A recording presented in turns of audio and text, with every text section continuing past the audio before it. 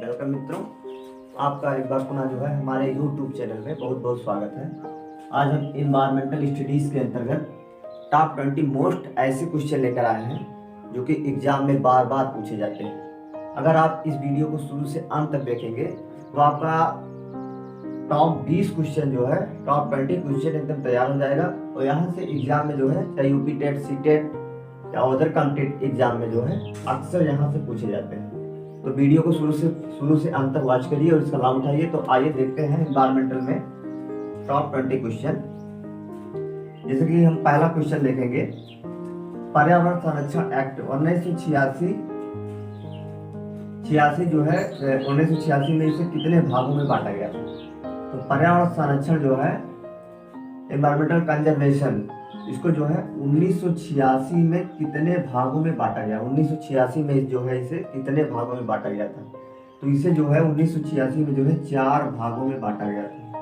4 भागों में बांटा गया था। ये 4 भाग कौन कौन से हैं? ये 4 भाग हैं हमारे, 4 भाग है। स्थल मंडल है, स्थल मंडल, दूसरा हमारा है जल मंडल और तीसरा हमारा है वायुमंडल और चौथा हमारा है जैवमंडल। ये 4 भाग जो है 4 भागों में बांटा गया था। पर्यावरण संरक्षण 1986 में जो है इसे 4 भागों में, स्थल मंडल, जैवमंडल, जल मंडल, वायुमंडल, जैवमंडल, 4 भागों में बांटा गया था। अगला क्वेश्चन है, जैसे कि एक क्वेश्चन में 3-4 क्वेश्चन जो है यहाँ से आपका तैयार होता चलेगा। और कहने का मतलब जैसे एक क्वेश्चन है, एक क्वेश्चन हमने लिखा है, इसमें 4 क्वेश्चन तैयार कराते चलेंगे। तो 20 से ज़्यादा भी क्वेश्चन हो सकते हैं, तो वीडियो को शुरू से अंत तक देखिए। दूसरा देखते हैं हम, रेडियोधर्मी प्रदूषण का मापन किससे किया जाता है? तो जैसे कि हम सुने हैं ध्वनि का हम जानते हैं, ध्वनि का डेसिबल से मापते हैं। ओजोन का जो है डॉप्सन से मापते हैं। किससे मापते हैं? डॉप्सन से मापते हैं। बट रेडियोधर्मी प्रदूषण का मापन जो है रोंटगेन से करते हैं। रोंटगेन ये होता है, इसके द्वारा जो है मापा जाता है। तो रेडियोधर्मी प्रदूषण जो है रोंटगेन के द्वारा मापा जाता है।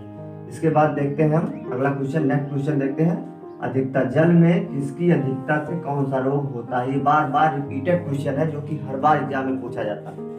जैसे कि पारा क्या होता है? Hg जल में जो है जब अधिक हो जाता है तो मिनी माटा रोग हो जाता है। कौन सा रोग? मिनी माटा रोग हो जाता है। यहीं पर जब कैडमियम की अधिकता हो जाती है, Cd कैडमियम की अधिकता हो जाती है, तो इटाई रोग हो जाता है। पारा Hg की मिनी माटा होगा और कैडमियम की इटाई होगा। और नाइट्रेट अगर जल में ज्यादा हो जाता है तो नाइट्रेट की अधिकता से ब्लू बेबी सिंड्रोम ये नामक रोग हो जाएगा। अगर इसी में आर्सेनिक की वृद्धि हो जाती है जल में, वाटर में, तो यहाँ पर ब्लैक फूट नामक रोग हो जाता है। अगर एस्बेस्टस की अधिकता हो जाती है तो यहाँ पर एस्बेस्टस की अधिकता से एस्बेस्टोसिस नामक रोग हो जाता है।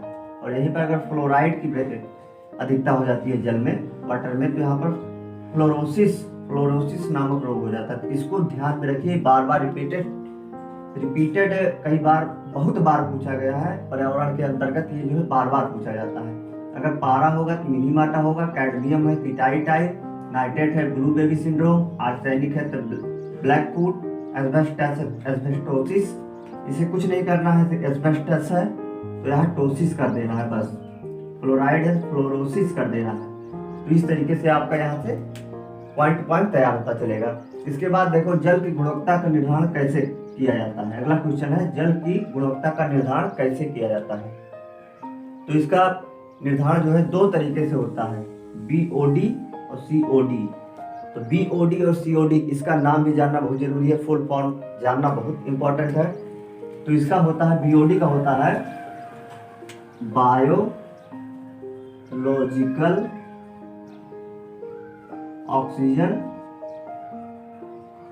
Demand, biological O2 demand, biological oxygen demand. B for biological हो गया, O for oxygen, D for demand, biological demand. और COD का होता है, इसका हो जाएगा chemical, CHEMICL, chemical oxygen demand, chemical oxygen demand. तो जल में गुणवत्ता की पहचान जो है पीएच मान के द्वारा निर्धारण हो जाता है। पीएच मान, पीएच मान में जैसे 7 क्या होता है हमारा, उदासीन होता है। 7 के आगे जाएंगे तो क्या होगा हमारा, अम्लीयता बढ़ेगी, और 7 के इधर जाएंगे तो माइनस में होगा तो क्षारीयता बढ़ेगी। तो इसी के द्वारा जो है जल में गुणवत्ता की निर्धारण होता है। बीओडी बायोलॉजिकल ऑक्सीजन डिमांड और सीओडी केमिकल ऑक्सीजन डिमांड, इन्हीं के द्वारा जल की गुणवत्ता का निर्धारण होता है। ये माइंड पे करिएगा। अगला हम देखते हैं क्रैकिंग गैस किसे कहते हैं। क्रैकिंग गैस, क्रैकिंग गैस उसे कहते हैं जैसे कि SO2 होता है, SO2 को ही हम क्या बोलते हैं, सल्फर डाइऑक्साइड। SO2 को ही क्रैकिंग गैस बोला जाता है। SO2 जो होता है ये जब जल से क्रिया कर लेता है तो क्या बनाता है, H2SO4 बना लेता है। क्या बना लेता है, H2SO4। H2SO4 ये बना लेता है, जिससे H2O क्या है, ये हमारा क्या है, अम्ल होता है। अम्ल क्या करता है, ये संगमरमर जो हमारे क्या कहते हैं इमारत बने हैं, ऐतिहासिक इमारत, उनको क्षरण पहुंचाता है, उनको हानि पहुंचाता है, क्षति पहुंचाता है, उसे डीके करता है। तो H2SO4 अम्ल होता है, उसे डीके करता है, खराब कर देता है। यही होता है क्रैकिंग गैस SO2, जिसे हम बोलते हैं सल्फर डाइऑक्साइड। अगला हम देखते हैं ऑर्निथोलॉजी के अंतर्गत किसका अध्ययन किया जाता है। ऑर्निथोलॉजी के अंतर्गत हम किसका अध्ययन करेंगे, पक्षियों का अध्ययन करेंगे। किसका अध्ययन करेंगे, पक्षियों का अध्ययन करेंगे। ऑर्निथोलॉजी के अंतर्गत पक्षियों का अध्ययन करेंगे। इक्थियोलॉजी के अंतर्गत मछलियों का अध्ययन करेंगे। और हार्पिटोलॉजी के अंतर्गत हम सरीसृप का अध्ययन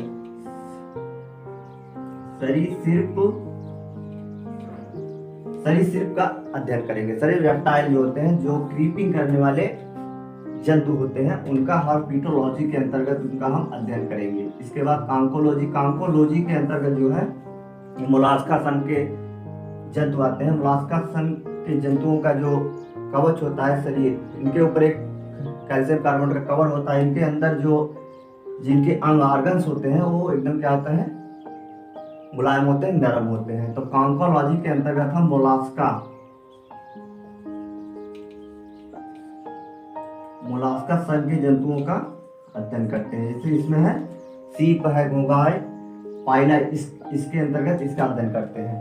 मोलास्का के अंतर्गत जैसे फाइला है, सीपी है, इनका अध्ययन करते हैं कांकोलॉजी, जैसे मोलास्का संघ में जो जंतु हैं। इसके बाद हम देखेंगे जैसे कि हमने बताया था ध्वनि का मात्रा क्या डेसिबल होता है, लेकिन सामान्य ध्वनि जो हम सहन कर सकते हैं, मनुष्यों द्वारा जो सहन करने वाली ध्वनियां हैं वे 70 से 80 डेसिबल तक होती है। 70 से 80 डेसिबल, और इसकी अगर अधिकता हो जाती है तो यही ध्वनि प्रदूषण हो जाता है। ये क्या हो जाता है, ध्वनि प्रदूषण।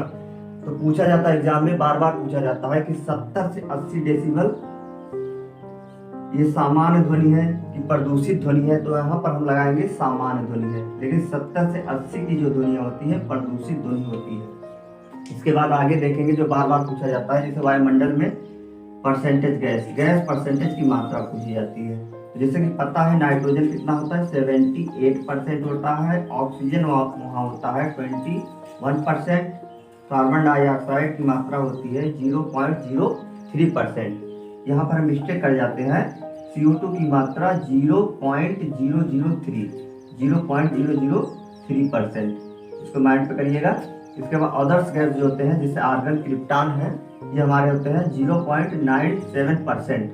आर्गन, क्रिप्टॉन, नियान जो होते हैं, जिसे अक्रिय गैस बोला जाता है, ये होते हैं 0.97% होते हैं। और एक क्वेश्चन बार बार पूछा जाता है कि वर्ल्ड इन्वायरमेंटल डे कब मनाया जाता है। तो हमें पता है वर्ल्ड इन्वायरमेंटल डे जो है 5 जून को मनाया जाता है। 5 जून को मनाया जाता है। अगर पूछा जाए किस सन, कौन से सन, 1972 ये प्रथम जो है यूनाइटेड नेशन द्वारा जो है इसका प्रथम वैश्विक सम्मेलन जो है स्कॉटलैंड में किया गया था। इसका प्रथम सम्मेलन कहाँ किया गया था, स्कॉटलैंड में किया गया था। तो मित्रों, अगर ये आपको टॉपिक इन्वायरमेंटल स्टडीज से अच्छा लगा हो तो हमारे चैनल को जो है रेड कलर बटन से प्रेस कर दीजिए, सब्सक्राइब कर लीजिए, बगल में बेल आइकन है उसे भी प्रेस कर दीजिए, जिससे कि नेक्स्ट वीडियो का लेकर हम आते हैं तो नोटिफिकेशन आपको मिल जाए और आपकी तैयारी अच्छी तरीके से चले। तो धन्यवाद मित्रों, जय हिंद, मिलते हैं अगले वीडियो में।